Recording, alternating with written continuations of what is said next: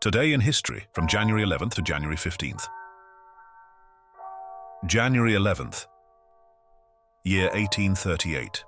Samuel Morse and Alfred Vail gave the first public demonstration of the telegraph at Speedwell Iron Works in Morristown, New Jersey. Using a system of dots and dashes to represent letters and numbers, later known as Morse code, they successfully transmitted a message over a 2-mile-long wire. This demonstration was a pivotal moment in communication history. The invention of the telegraph revolutionized long-distance communication by allowing nearly instantaneous transmission of information, a feat unimaginable before. Over the next decades, telegraphy became a cornerstone of global connectivity, enabling rapid communication for governments, businesses, and individuals. The success of this early trial paved the way for the first transcontinental and transatlantic telegraph lines. Year 1922.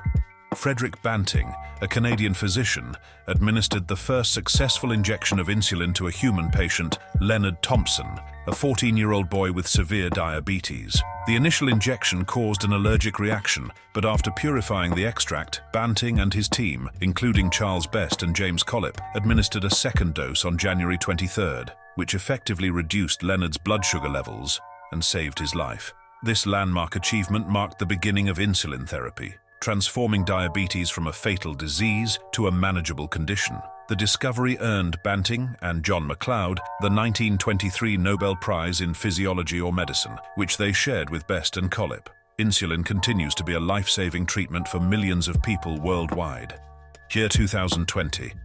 Municipal health officials in Wuhan, China, announced the first confirmed death from COVID-19, a novel respiratory illness caused by the SARS-CoV-2 virus. The deceased was a 61-year-old man who had been exposed to the Huanan seafood market, which was initially linked to the outbreak. This marked the beginning of the COVID-19 pandemic, which rapidly spread worldwide, resulting in profound social, economic, and public health impacts. Over the following months, the virus was identified as highly contagious, leading to widespread lockdowns, international travel restrictions, and unprecedented efforts to develop vaccines and treatments. The pandemic has since caused millions of deaths and strained global healthcare systems, highlighting the importance of pandemic preparedness and international collaboration in addressing emerging infectious diseases. January 12th, year 1913. Joseph Jugashvili, a rising figure in the Bolshevik movement, signed a letter to the socialist newspaper Social Democrat under the pseudonym Stalin, meaning "man of steel" in Russian. The adoption of this moniker reflected his intent to project strength and resilience. Born in 1878 in Gori, Georgia, Jugashvili had used other pseudonyms during his early revolutionary activities, but Stalin became his enduring identity. Over time, it became synonymous with his rise to power in the Soviet Union. Following Lenin's death in 1924, Stalin would consolidate his rule, becoming one of history's most infamous dictators. Stalin's choice of name symbolized his ambition and his ruthless approach to leadership. His legacy includes significant industrialization and modernization of the Soviet Union, but is also marked by widespread repression, forced collectivization, and the deaths of millions during his reign. Year 1939. Martin Goodman, an American publisher, founded Timely Comics in New York City, the company that would later become Marvel Comics. Timely's first publication, Marvel Comics #1, introduced iconic characters like the Human Torch and Namor the Submariner, laying the groundwork for a new era in comic book storytelling. Throughout the 1940s, Timely gained popularity with the introduction of Captain America, a patriotic superhero who became a symbol of American resilience during World War II. In the 1960s, under the leadership of Stan Lee, Jack Kirby, and Steve Ditko, the company rebranded as Marvel and revolutionized the industry with a focus on flawed, relatable heroes like Spider-Man, the X-Men, and the Avengers. Today, Marvel is a global entertainment powerhouse, shaping pop culture through its comics, films, and television series. Year 1967.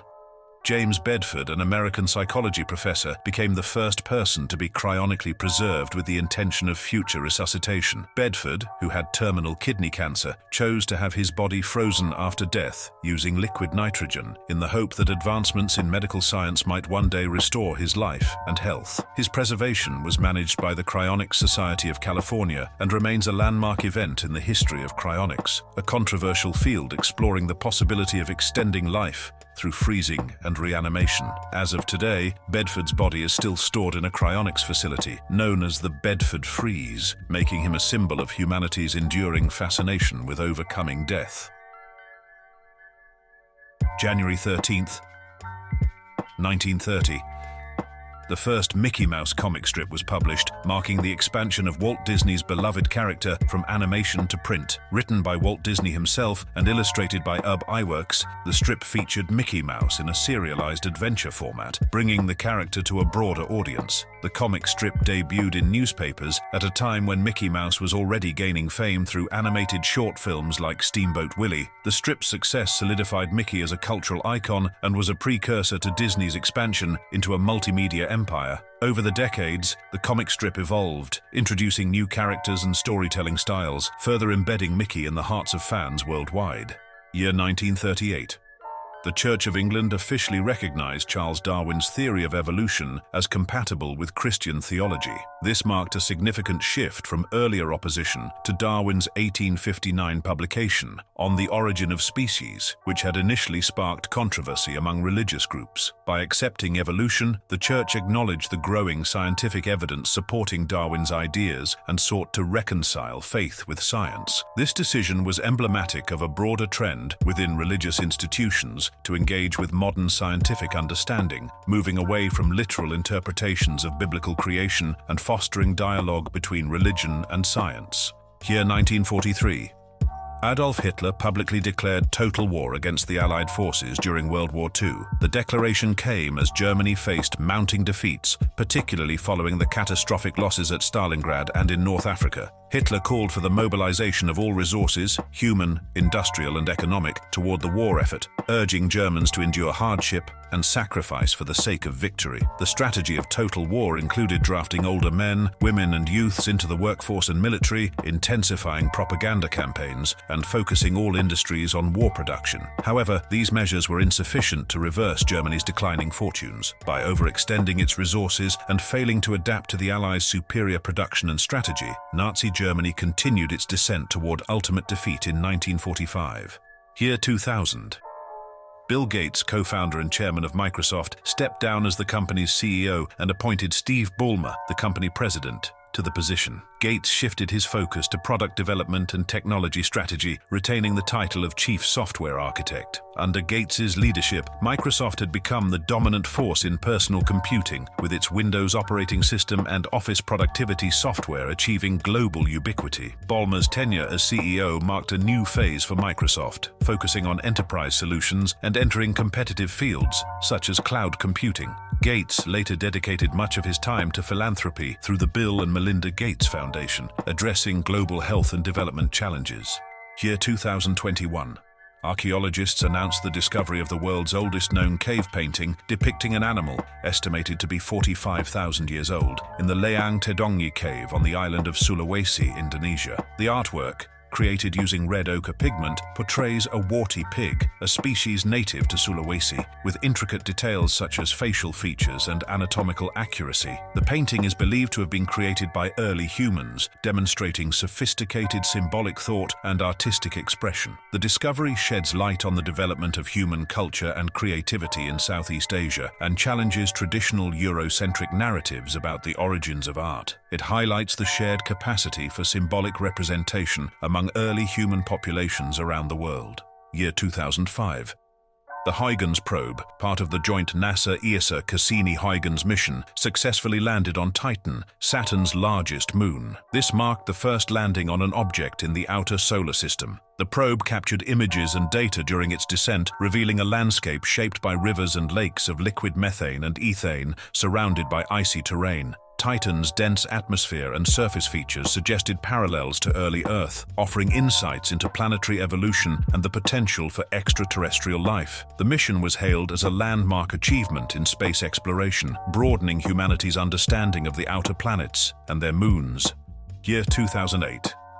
NASA's Messenger spacecraft performed its first flyby of Mercury, becoming the first spacecraft to return to the planet since Mariner 10 in the 1970s. Messenger captured detailed images and data about Mercury's surface, composition and magnetic field. During the flyby, the spacecraft mapped previously unseen regions of the planet, revealing surprising features such as unique craters and evidence of volcanic activity. The mission provided critical insights into Mercury's formation and its extreme environment, helping scientists better understand the dynamics of the innermost planet in the solar system. Messenger later became the first spacecraft to orbit Mercury in 2011, further advancing planetary science.